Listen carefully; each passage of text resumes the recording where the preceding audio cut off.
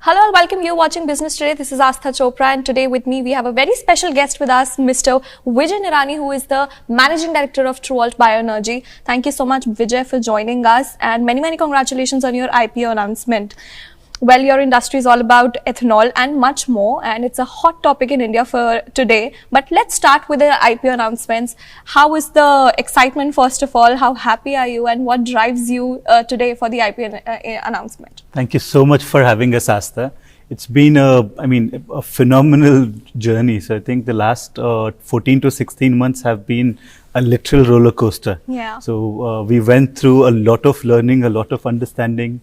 We thought making our product and selling our product was all business. So business for us was just that. So there's a new dimension that we have been exposed to, or we are seeing now. Again, it's a phenomenal. I mean, the satisfaction is very high. We're very excited to take this company public, and for retail partners and institutional partners to join hands with us in making this dream of having one of the largest biofuels company in India grow much larger in the days to come. Well, absolutely. This is a very expanded market as well, and it will grow much further. Also, let's talk about the objective. What is the main objective of the IPO, like the debt reduction, expansion, diversification? Can you just please let us viewer know? So the debt in the name books of TruAlt, we have sort of soft loans, and the loans that we carry are under an interest subvention scheme. So we've got very cheap capital available already. That said, the reason for going public is, one, we need a build-up of working capital limits, and working capital plays a very important role for our business in order to help achieve the bigger bottom line. Yeah. Now, term debts are all very soft, like I said. If I go to a lender or to borrow money for working capital requirements, then we don't want to get over leveraged. So in order to ensure our bottom line is healthy, one, the major reason for going public is to create interest-free working capital limits through equity dilution, and two, one of our units out of the 5 ethanol plants, we are converting that into grain field and making it dual feed plant. Okay. So the about 172 odd crores of the proceeds is scheduled to be going in for that capex. Okay. So one, it is capex of about 170 crores and about 425 to 450 crores of working capital limits is what we are trying to build through the issue now. Okay, well, absolutely. How do you plan to scale further in the policy-driven and competitive ethanol market, you know, like with all the exports and but Make in India project, how do you plan to go further? So it's a very noble business. One, India is trying to cut down on its imports of a lot of we import close to 80% of our crude and about 60-65% of our gas. And a lot of these energies are being imported, though we have got so much of energies within the country. Yeah. Excess products like grains or excess products like the sugarcane derivatives, waste product that is around us. So through TruAlt, we are trying to create multiple opportunities. First of which is 1G ethanol, where we are already the largest by installed capacity. Then second is we are getting into a lot of compressed biogas plants. Now we take waste that is generated while making ethanol, and that waste becomes raw material for our second business, that's compressed biogas. And while making this biogas or bio-CNG, we get fertilizers, which is again given back to the farmers. It is sold to the farmers. Okay. So there's a phenomenal circularity into this. Going forward, the liter of ethanol will also give us sustainable aviation fuel. So that's a big opportunity that we have in TruAlt. So all in all, TruAlt carries a phenomenal opportunity for one, at least right now, to cut down on our imports of energy. Yeah. Going forward, SAF could be one of our big opportunities to create export of this energy, right? Yeah. So that is, we're super excited for what the very immediate future holds for us, and we're sort of geared up to taking use of this opportunity. So Vijay, explain me something. How do you plan to maintain this volatility of raw materials when it comes in, of course, with inflation and rates and everything? So how do you manage that to for a stable market and maintain the stability to outgrow all the inflations and volatility which is in the market? I'm so sorry.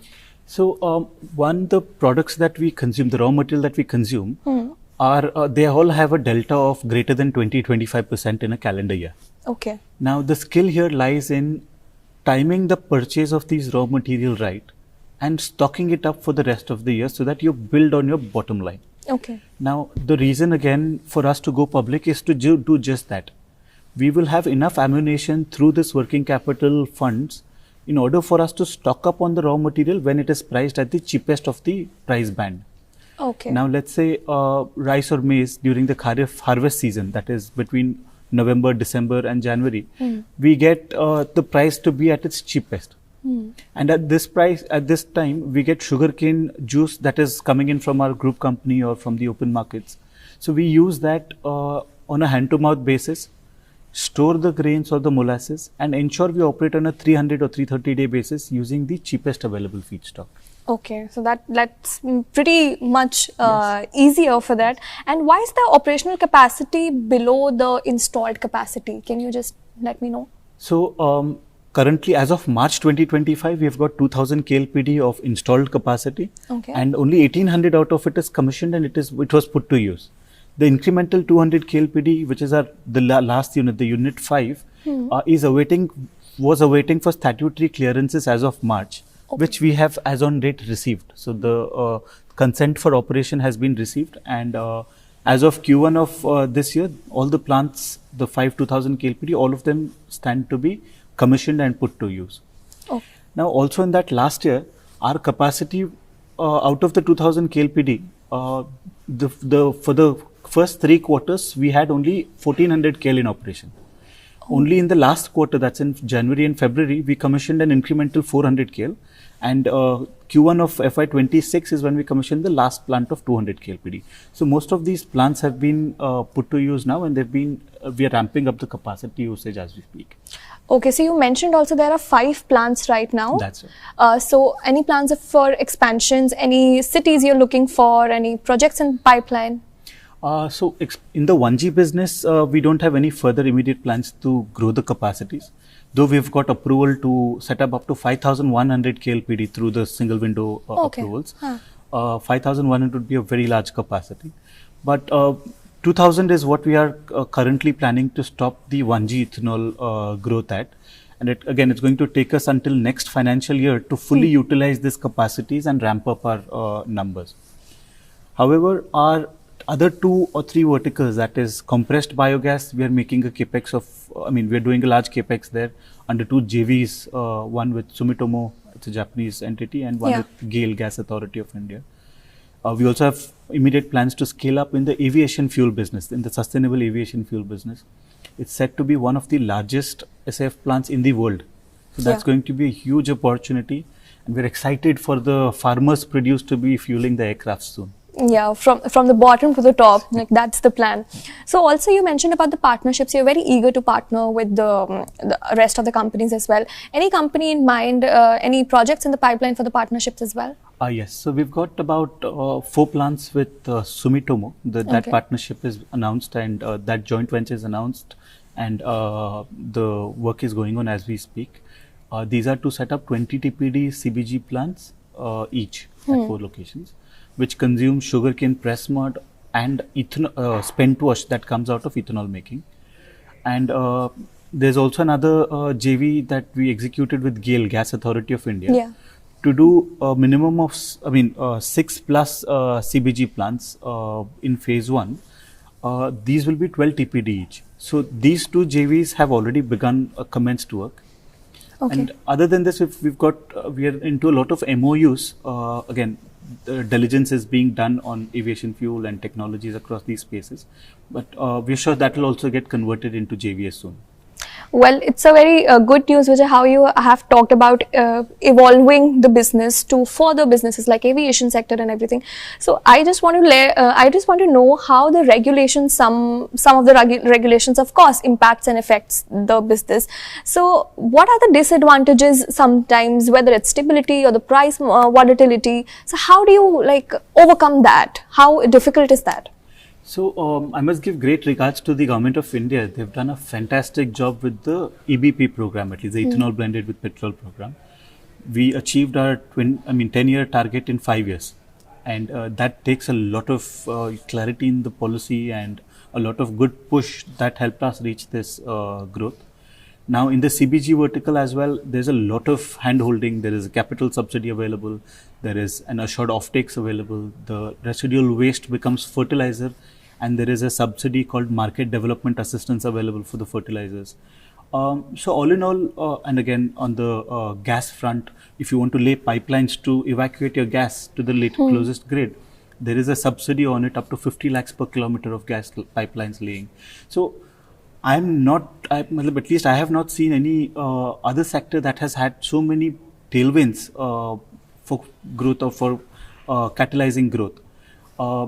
Now on the aviation fuel also, Corsia and ICAO, the International Civil Aviation Organization, and the body called Corsia, they're all giving mandates to the global, to everybody in the world to start using or reducing their carbon emissions in the aviation sector. So India also has taken this target to blend 1% by 27 and up to 5% by 2030. Yeah. So that mandates are already in play, or they are in position, but the roadmap to achieving that are a work in progress by the policymakers. Yes. Considering what they have done in the past for the first two sectors, that's ethanol and for compressed biogas, I have very high expectations and hopes from the policymakers that they will drive this equally well. Well, okay, before I let you go, Vijay, just one briefly, can you define what are your expectations in terms of growth in coming years or in coming year, if you would like to explain us?